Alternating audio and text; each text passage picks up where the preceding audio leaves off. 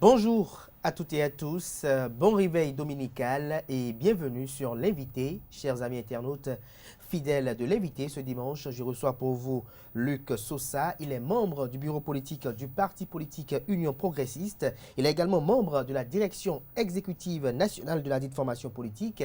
Il est coordonnateur départemental du MONO de l'Union Progressiste. Il est conseiller technique juridique du président de l'Assemblée nationale du Bénin. Il est enseignant à la faculté de droit à l'université d'Abomey-Calavi. Luc Sosa, bonjour. Bonjour, monsieur le journaliste. Merci d'avoir répondu à notre invitation. C'est moi qui vous remercie. Avec lui, chers amis internautes, nous parlerons essentiellement de la restructuration des instances dirigeantes du parti politique Union Progressiste. Mais avant d'aborder cette question d'actualité, nous parlerons également d'actualité, notamment la visite du président français Emmanuel Macron au Bénin. Au cours de la conférence de presse conjointement animée, des propos ont été tenus par le président Patrice Talon qui continue de faire couler beaucoup d'encre et de salive. Nous en parlerons au cours de cette émission ce dimanche. Bonjour à nouveau, chers amis internautes, et bonjour à nouveau, Luc Sosa. Bonjour, monsieur le journaliste. Alors, Emmanuel Macron était à Cotonou le mercredi dernier dans le cadre d'une visite officielle de travail en tant qu'acteur politique. Dites-nous quels ont été les sentiments qui vous ont animé lorsque vous avez vu les images qui ont circulé sur la toile un peu partout le mercredi. Bonjour à tous et à toutes. Et comme vous l'avez demandé, nous saluons la visite du président français, monsieur Emmanuel Macron. Et nous saluons également le président de la République du Bénin, M. Patrice Talon. La visite du président Macron nous permet de retenir qu'il y a eu une amélioration donc, de la carte diplomatique. C'est parce que la diplomatie a fait un travail très appréciable que nous avons pu avoir la visite donc, du président français au Bénin. Mais au cours de cette visite, nous pouvons aussi noter que pour la première fois, par exemple, un président de la République et encore le président français vient au Bénin et il n'a pas été reçu à l'aéroport par le président de la République. Justement, est-ce que ça ne vous paraît pas anormal selon vous?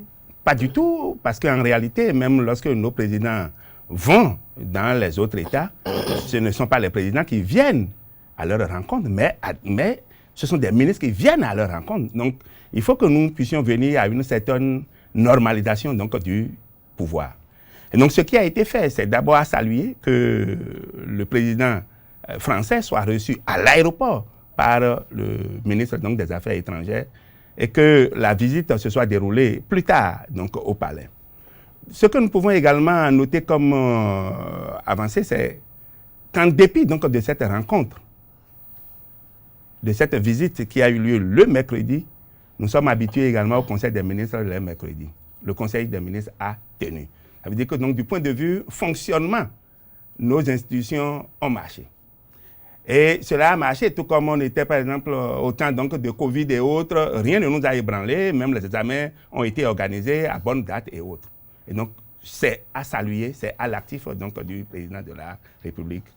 Et nous ne pouvons que saluer ces gens donc, d'avancer au niveau donc, de l'Union progressiste. Parce que nous sommes progressistes et nous devons être habitués également aux réformes. Et donc, nous devons être habitués à tout ce qui peut permettre de donner une certaine valeur à l'institution. Mais lorsqu'on revient sur la visite donc, du président français... Notamment lors de la conférence de presse conjointement animée, il y a des propos qui ont été tenus. Le président Patrice Talon a été interpellé sur le cas des acteurs politiques qui sont en détention et ceux qui se retrouvent à l'étranger également. Alors là, c'est qu'il faut mettre un peu de mémoire dans ce que nous devons dire chaque fois dans la mesure où, quand on parle donc d'acteurs politiques et que les gens auraient été, on parle donc de détenus ou que certains sont exilés, lorsque nous examinons un peu le code pénal béninois, nous n'avons pas comme infraction des infractions politiques.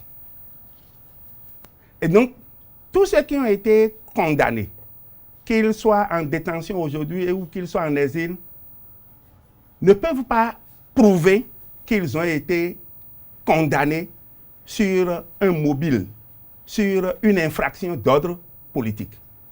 Je prends le cas, ce n'est pas parce que nous sommes acteurs politiques que lorsque nous avons des démêlés avec la justice qu'il faut dire systématiquement c'est une infraction politique. On prend par exemple un ministre qui a commis un viol. C'est une infraction pénale. Et donc s'il se retrouve en prison, ce n'est pas parce qu'il est acteur politique qu'il faut dire le fait qu'il soit en prison, bien le fait qu'il soit recherché par la justice, qu'on dise que c'est une infraction politique. De la même manière, puisque nous sommes dans un État démocratique où nous avons la séparation des pouvoirs, la justice doit être quand même vue comme une institution à part entière, un pouvoir comme le pouvoir législatif à l'écart donc du pouvoir exécutif. C'est vrai que nous mélangeons, nous mettons tout sous le compte donc de l'exécutif et dès qu'un acteur politique se retrouve en situation difficile avec la justice, la conclusion que l'on tire, c'est qu'on est en train donc de le pourchasser parce que peut-être il est dans l'opposition ou autre. Or, nous avons également des gens de la mouvance qui ont des démêlés avec la justice et qui se retrouvent peut-être jugés par la Criette ou d'autres tribunaux. Je ne sais même pas pourquoi cela ne préoccupe pas pour autant. Et seulement ce qui préoccupe, c'est par rapport aux acteurs politiques. Et nous n'avons pas un tribunal politique, nous n'avons pas un tribunal militaire, par exemple, comme dans d'autres États, où lorsque vous commettez des infractions d'ordre politique ou des infractions d'ordre militaire, vous devez passer devant ces tribunaux. Et donc, la situation n'est pas aussi particulière. Il aurait été souhaitable que l'on sépare, que l'on soit un peu objectif dans le débat que nous menons pour ne rien mettre sous le compte donc, de la politique. Sur le compte de la politique. Alors, par rapport aux perspectives, lorsque le président français a pris la parole, est-ce que vous avez noté des choses? Oui, nous notons que la France veut toujours être à côté donc, du Bénin pour le renforcement donc, du personnel qui intervient dans la sécurité et dans la défense. Et donc le renforcement en termes techniques, ce qui est également une bonne chose. Et à ce niveau, il revient au président de la République de choisir parce que la Constitution lui a donné plein pouvoir en matière donc, de sécurité, en matière de sécurité et de défense, de pouvoir. C'est lui qui va répondre, puisque c'est ce que la Constitution prévoit. Et donc, nous devons quand même pouvoir lui faire confiance avec tout le personnel technique qui est avec lui, à savoir donc, autant de généraux de différentes formations militaires. Et ils sont en mesure donc, de l'accompagner dans les prises de décision et nous ne devons pas avoir peur. Comme avancé également, vous avez vu, le président français a eu également des échanges avec le ministre de la Culture, a eu des échanges également avec le ministre du Sport. C'est pour dire qu'il y a plusieurs domaines dans lesquels la coopération peut toujours continuer, puisque la coopération entre la France et le Bénin existait. Donc cette coopération doit pouvoir être dynamique davantage, être renforcée pour le bénéfice de notre État. Alors, est-ce que, selon vous, vous avez noté le fait que juste après le passage du président français Emmanuel Macron, la Criette a procédé à la libération de 30 détenus, des acteurs politiques qui étaient détenus lors des violences de l'élection présidentielle 2021. Et à la suite également, il y a eu également d'autres personnes qui ont été libérées. Est-ce que, selon vous, il y a un lien avec la visite du président français au Bénin? Monsieur le journaliste, je voudrais partager avec vous quelques préoccupations. Le jour de l'arrivée du président Macron, il y a eu des décès. Le jour de l'arrivée du président Macron, il y a eu des naissances. Le jour de l'arrivée du président Macron, il y a eu des condamnations. Est-ce qu'il y a un lien entre l'arrivée du président Macron par rapport aux décès, aux naissances et également à ces condamnations? C'est pour dire, et de l'autre côté, on peut se demander, est-ce que c'est pour la première fois qu'on a fait des libérations donc, de détenus? Ce n'est pas pour la première fois. Il y a, de façon périodique, où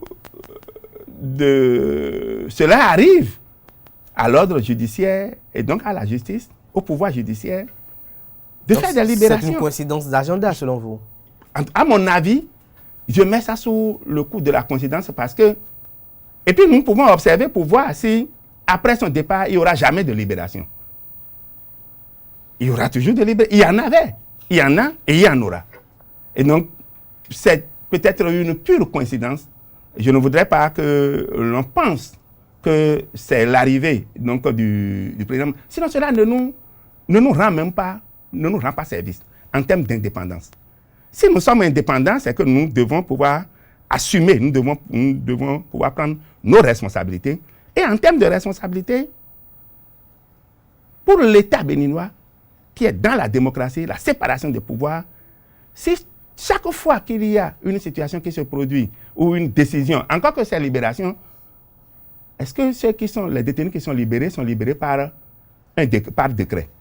Est-ce que c'est une décision politique qui les a libérés? Non, c'est une décision judiciaire. Et donc, il vaut mieux mettre ça sur le compte d'une activité donc, du pouvoir judiciaire, du privilège donc, du pouvoir judiciaire, qui doit être vu comme un pouvoir totalement séparé du pouvoir exécutif. Totalement séparé du pouvoir exécutif. Luc Sosa, nous allons entrer dans le vif du sujet qui nous réunit ce matin, notamment la restructuration des instances dirigeantes du parti politique Union Progressiste.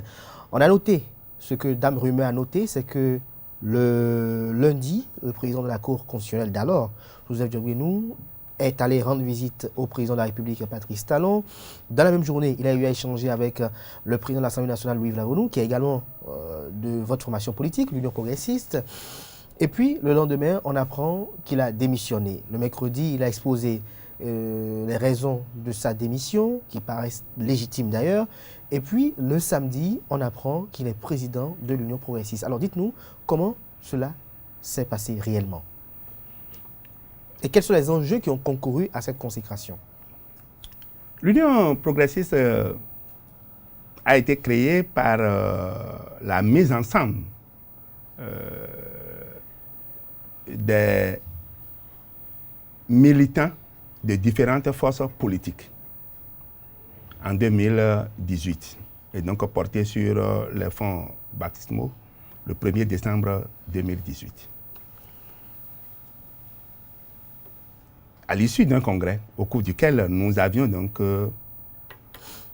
un bureau politique composé de 59 membres, dont 3 membres donc, du présidium.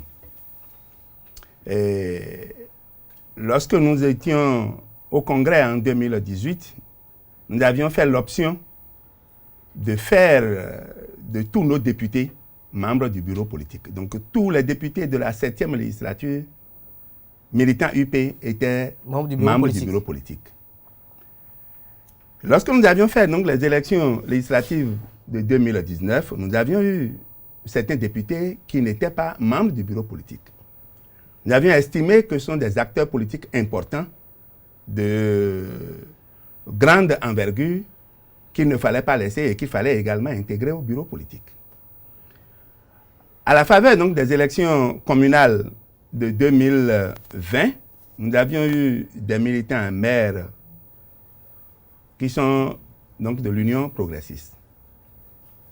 En 2021, il y a eu l'avènement donc de la loi sur la décentralisation, sur l'administration donc de la décentralisation, avec la prise de fonction des secrétaires exécutifs. Et ces secrétaires exécutifs qui ont pris fonction réellement, officiellement, en 2022. Et avec leur prise de fonction, on note que les secrétaires exécutifs vont s'occuper donc de la fonction administrative et que les maires seront consacrés aux fonctions politiques. Donc nous analysons, nous devons donc prendre les maires comme des acteurs politiques, donc des relais politiques dans leur ressort territorial.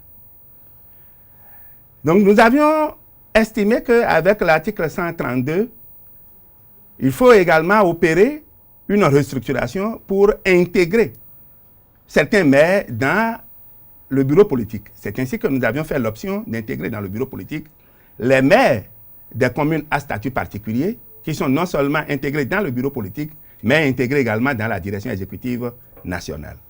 Nous avons les maires des communes à statut intermédiaire qui sont intégrés au niveau donc, du bureau politique. Et nous avons, dans l'ensemble des maires, nous avons certains maires qui sont membres donc, du bureau de l'Association nationale des communes du Bénin. Oui. Nous avions estimé que ces maires, qu'ils soient des maires des communes à statut particulier ou à statut intermédiaire ou à statut ordinaire, ils sont donc à des postes de responsabilité dont nous devons profiter et qu'il faut les intégrer non seulement dans le bureau politique, mais également dans la direction exécutive nationale. Nous avions eu également un de nos militants qui est devenu le président de la Chambre de l'agriculture. Et nous avions dit que c'est un poste aussi important et qu'il fallait lui conférer donc, le statut de membre donc, du bureau politique. De ce point de vue, nous sommes partis donc, de 59 membres du bureau politique à 98 membres donc, du bureau politique actuellement, dont les 3 donc, du présidium. Et nous sommes passés donc, de 17 membres de la direction exécutive nationale à 38 membres donc, de la direction exécutive nationale, dont les 3 membres du présidium. Entre autres, il faut aussi préciser que... Les membres du présidium sont membres du bureau politique et également de la direction exécutive nationale. Exactement. Et donc, les 3 composantes que nous avons, c'est que nous avons les membres du présidium, les membres de la direction exécutive, les membres du bureau politique. Tous les membres du présidium sont d'office membres de la direction exécutive. Tous les membres de la direction exécutive sont d'office membres du bureau politique. Et au niveau donc de la direction exécutive également, nous avions dit cette fois-ci, les coordonnateurs départementaux doivent être intégrés non seulement au niveau du bureau politique, mais également à la direction exécutive pour que on n'attende pas la session donc, du bureau politique avant d'avoir le point donc, de leurs activités et de pouvoir leur assigner également des activités à mener sur le terrain. Alors, tout ceci là, qu'est-ce qui vous a permis de le faire? Est-ce que les textes du parti vous le permettent véritablement? Oui. L'article 133 de nos statuts le permet. Parce qu'à travers cet article 133, il faut retenir que le bureau politique dispose des pouvoirs les plus étendus, à l'exception de la dissolution. Et donc, le bureau politique peut prendre toutes les décisions possibles pour pouvoir faire fonctionner, donc dans le cadre donc, de l'organisation ou du fonctionnement du parti, sans pouvoir prendre une décision de dissolution. La dissolution doit être conférée forcément au Congrès. C'est vrai que pour restructurer le parti ou pour renforcer le parti, nous pouvions d'abord dire que nous irons au Congrès. Mais il faut savoir que quand on parle donc de Congrès, c'est pour nous, à l'Union progressiste, c'est qu'il faut d'abord partir de la mise en place des structures de base. Et pour partir donc de la mise en place de cette structure de base, c'est qu'il faut l'inscription donc de nos militants comme nous l'avions déjà fait. Mais puisque nous sommes un ensemble de formations politiques, au départ, nous avions donc des militants de ces différentes formations politiques qui doivent subir une certaine socialisation pour qu'au cours donc, de la mise en place des structures de base, il n'y ait pas de conflits, puisque toutes les formations politiques n'ont pas les mêmes, toutes les anciennes formations politiques n'ont pas les mêmes envergures sur tout le territoire. Et donc, il y en a qui sont minoritaires quelque part, et il y en a qui sont majoritaires quelque part. Donc, que les minoritaires de ces anciennes formations politiques ne soient pas marginalisés, nous avions demandé à ce qu'il y ait une socialisation. Et cette socialisation se poursuit jusqu'en ce moment où nous avons dit, puisque nous avons des échéances importantes, eh bien, il nous faut renforcer, il nous faut restructurer. Dans cette restructuration, nous notons également qu'au niveau donc, du présidium, comme vous l'avez dit, puisque vous avez pris l'exemple donc, du président Diogbenou, et puis certains se demandent, est-ce qu'il est militant? Justement. Nous devons préciser que à la création, donc en 2018, puisqu'il s'agit d'un ensemble de différentes formations politiques, l'Alternative citoyenne, qui était une des forces politiques principales, d'ailleurs au gouvernement, tout comme à l'Assemblée nationale, faisait partie de ces anciennes formations politiques. Mais au moment où nous devions aller au Congrès, le président ou le professeur Diogbenou était déjà membre donc, de la Cour constitutionnelle. Justement. Et donc, incompatibilité, il ne pouvait pas, même s'il est militant, il ne pouvait pas s'afficher. C'est comme par exemple l'épouse du président Cécile Okoué, qui avait commencé avec nous par diriger d'ailleurs le comité de la rédaction des statuts et du règlement intérieur. Mais à partir du moment où il a été nommé pour aller à la Cour constitutionnelle, du point de vue incompatibilité, c'est qu'il n'est plus militant. Et donc, étant un militant dans l'esprit et originel, même si il y a incompatibilité et qu'il n'est pas militant, donc pour se mettre sur le terrain comme tout le monde, à un moment donné, le parti a besoin de lui et dit, mais il faut faire lever ton incompatibilité. Pour faire lever son incompatibilité, c'est qu'il démissionne d'abord de là où il est et qu'il se mette à la disposition du parti pour que le parti puisse l'utiliser à bon escient. Et comme à l'Union progressiste, tout militant peut avoir tout poste à tout moment, la preuve, puisque aujourd'hui on dit, mais est-ce qu'il ne vient pas à ce poste pour être président de l'Assemblée nationale? Mais en 2018, le président Amoussou Bruno était président du parti, mais n'était pas allé aux élections législatives. Le président de l'Assemblée, l'actuel président de l'Assemblée nationale, était un militant donc de l'Est-Union progressiste, donc l'Est-Union fait la nation, a fait donc les travaux préparatoires avec nous, mais il était membre du bureau politique, mais il n'était pas membre de la direction exécutive nationale. Et pourtant, c'est lui qui est devenu le président de l'Assemblée nationale.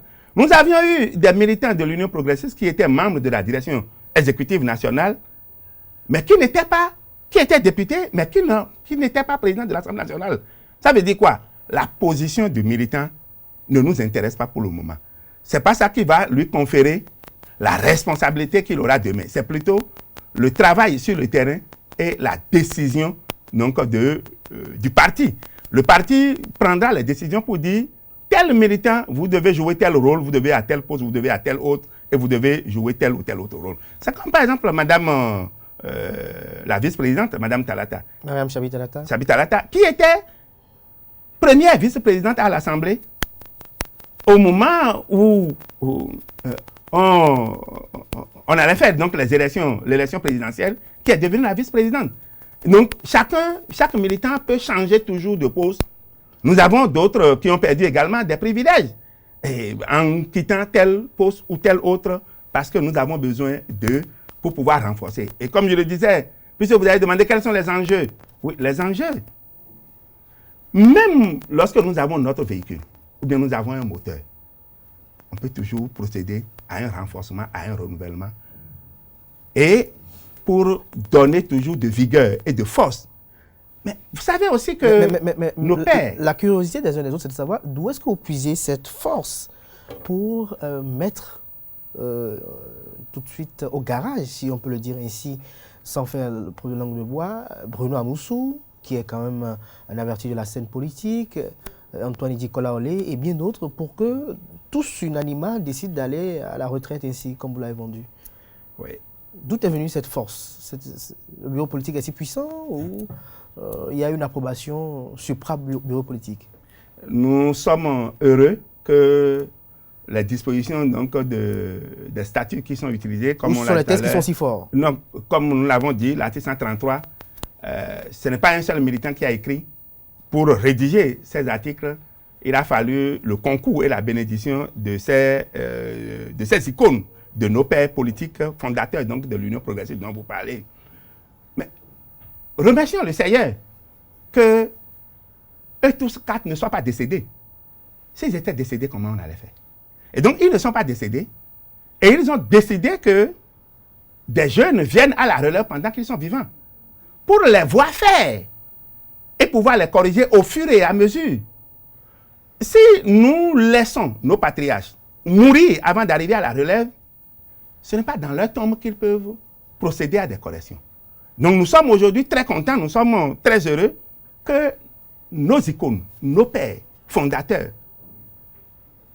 nous aient appelés à la relève pour dire, mettez-vous à l'épreuve et nous allons voir. Je prends le cas simple.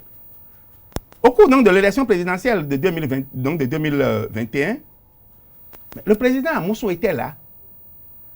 Mais au niveau de l'Union progressiste, c'est l'honorable Benossi qui est aujourd'hui deuxième vice-président, qui était le président qui a dirigé au sein de l'Union progressiste, qui a conduit et dirigé au nom de l'Union progressiste l'élection présidentielle.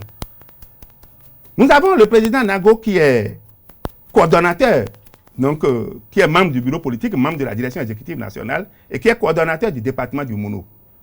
Il était encore là, vivant, en activité, en action, mais il avait demandé à ce que je vienne à sa relève, j'étais le rapporteur, mais que je prenne le poste de coordonnateur pour coordonner l'élection présidentielle de 2021, pour qu'il commence par me dire comment on fait. Ce qu'on ne fait pas, voilà comment on fait. Et nous devons être heureux que certains donc, de ces responsables soient en train de nous initier pendant qu'ils sont vivants, je dis bien pendant qu'ils sont vivants, pour que nous puissions suivre leur pas et qu'ils soient en train de nous corriger au fur et à mesure. Donc, en vous entendant, on peut en déduire que cette passation était préméditée.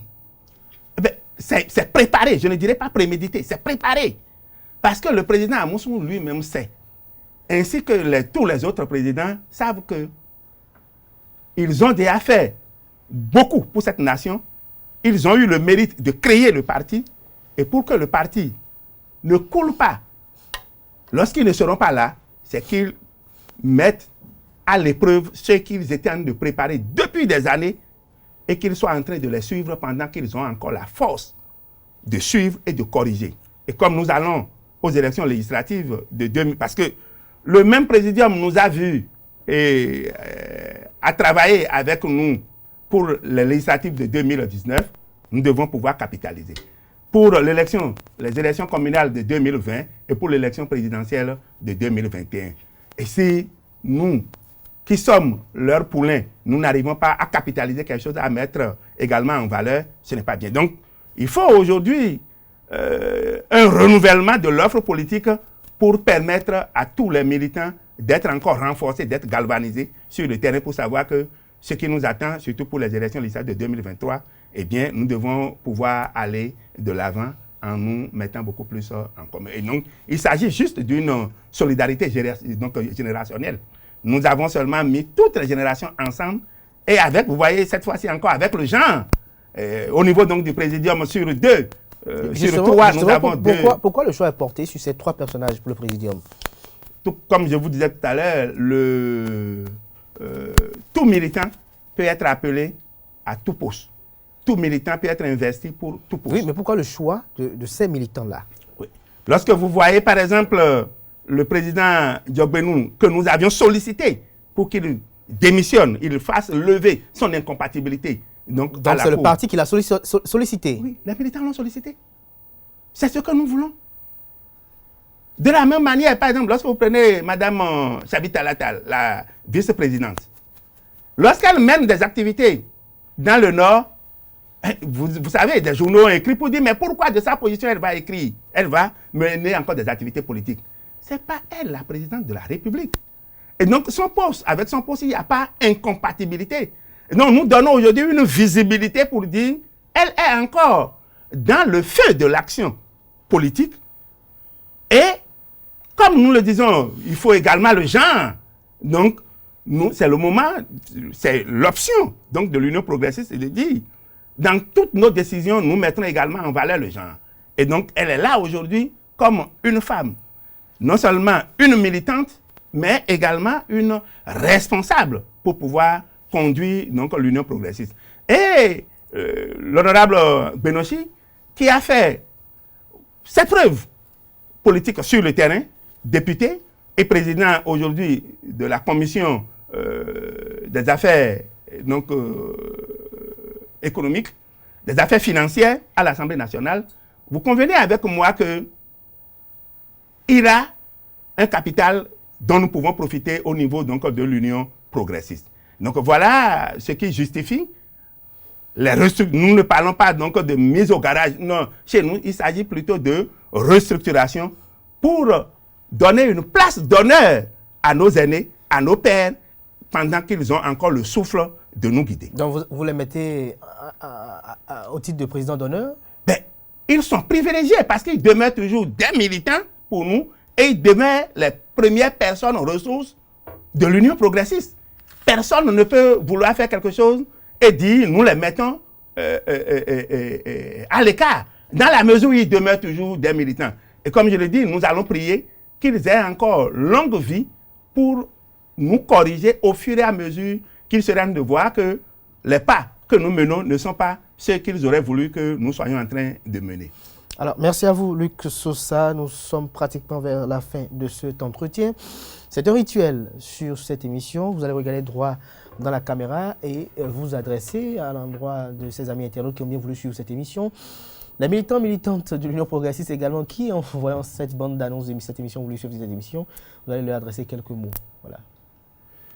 Chers internautes, chers militants, chers sympathisants également. Chers sympathisants, l'Union progressiste vous salue à travers ma voix et voudrait que, à travers ces restructurations, qui répondent d'ailleurs à ces objectifs, que vous puissiez nous soutenir.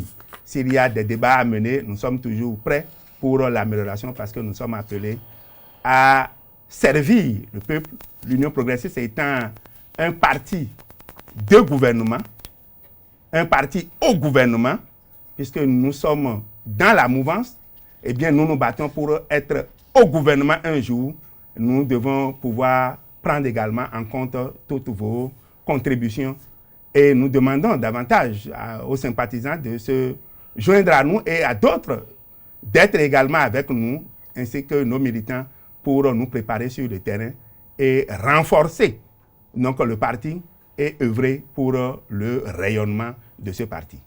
Merci à vous, Luc Sosa, chers amis internautes de cet entretien. On retiendra que notre invité à l'entame de cette émission sur la visite du président français Emmanuel Macron au Bénin. Il a salué l'initiative de cette visite. Pour lui, ce n'est pas anormal que Macron soit accueilli à l'aéroport par le ministre des Affaires étrangères et non pas par le président de la République. Pour lui, c'est tout à fait normal. Et donc, c'est une normalisation des choses qui a été effectuée dans l'accueil réservé au président français. Et pour lui, tout s'est passé convenablement car il y a eu l'exécution de l'agenda de la visite officielle du président français Emmanuel Macron, une visite qui n'a pas entaché le bon fonctionnement des institutions de la République ce mercredi-là, où on a noté l'effectivité du Conseil des ministres, une chose que Luc Sosa a eu à saluer au cours de cette émission. Décryptant les propos tenus par le président Patrice Talon au cours de cette émission, Luc Sosa, qui est enseignant à la faculté de droit à l'université d'Abomey-Calavi, a tenu à faire souligner que dans le code pénal béninois, il n'y a pas des infractions politiques. Pour lui, il y a des gens de la mouvance qui sont jugés et condamnés et personne n'en parle. L'invité de ce dimanche déplore cette situation. Il a fait savoir qu'au Bénin, il n'y a pas de tribunal politique, encore moins de tribunal militaire. Il n'y a pas de lieu, il n'y a pas de lien entre la libération des détenus et la visite du président français Emmanuel Macron. Pour lui, c'est probablement une coïncidence d'agenda. Parlons de la restructuration des instances dirigeantes du parti politique Union progressiste. Notre invité à l'entame a tenu à faire l'historique de la création du parti politique Union progressiste qui a vu le jour le 1er décembre 2018. Il nous a exposé l'essence de l'article 133, l'essence de l'article 133 qui régit le parti politique. Cet article qui confère au bureau politique de disposer des pouvoirs les plus étendus, excepté la dissolution. Il a fait savoir que en 2019, cet article avait été utilisé. En 2022, il est utilisé cette fois-ci pour étendre un peu la composition du bureau politique et celle de la direction exécutive nationale. Pour lui, c'est une restructuration qui a été effectuée de part et d'autre. Et donc, la direction exécutive nationale est passée de 17 membres à 38 membres. Celle le bureau politique, quant à lui, est passée de 59 à 98 membres. Et donc, pour lui, tout ce qui a été fait et qui a consacré Joseph Diogounou, président de cette formation politique, accompagné et assisté au président par Mariam Chabi-Talata et Gérard Benonchi. Pour lui, tout cela relève conformément au test du parti. Pour lui, c'est une relève qui a été préparée et qu'il a eu à citer quelques adeptes au cours de cette émission que le président Bruno Moussou, le président Mathurin Kofinago, le président Abraham Zinoko et bien d'autres ont eu à quand même laisser quelques pistes par le passé qui prouvaient qu'ils étaient prêts quand même à passer la main à la jeune génération. Selon notre invité Luc Sosa, il nous a fait savoir aujourd'hui que c'est le parti politique Union Progressiste qui a sollicité le président Joseph Diogbenou et donc c'est le parti qui lui a demandé de démissionner de la Cour constitutionnelle pour venir assurer la présidence au niveau de la formation politique. Il justifie le choix porté sur Mariam Chabitalata et Gérard Gbenonchi. Il a justifié notamment au cours de cette émission. Et puis, il a fait savoir que Bruno Amoussou, Antoine Idjikolaole, Maturé Kofinago sont toujours militants de la formation politique, notamment Abraham Zinokwe. Il a fait savoir que ce sont des personnalités de privilège et donc il reste là pour eux pour toutes fins utiles. J'espère que vous avez été plus ou moins fidèle à vos propos.